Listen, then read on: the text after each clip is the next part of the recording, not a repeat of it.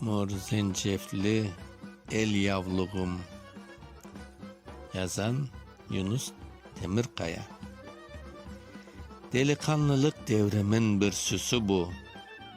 Öz işimni bilip yapmak ustalığım. Süygülümnün bağışlanan bir süsü bu. Örneklengen mor zencefli el yavluğum. Köp yıllardan beri onu saklap kelem. En mukaddes, en kıymetli incim sayıp bu işime hiçbir kimse etmez elem. Eşitgenler, bilgenler de saymaz ayıp. Ama garez düşmanlarım asetliknen menligime er taraftan kurar tuzak.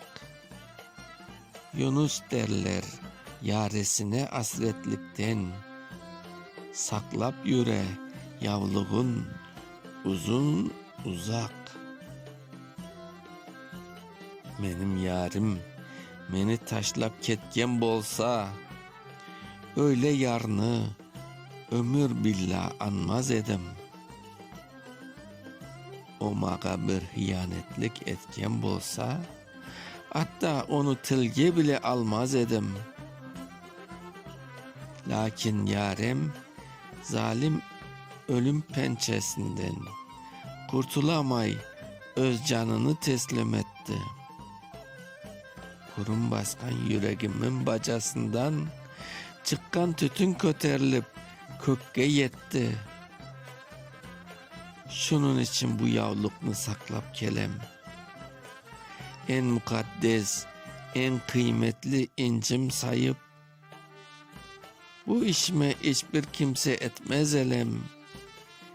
Eşitkenler, bilgenler de saymaz ayıp. 1974. Okuyan Mustafa.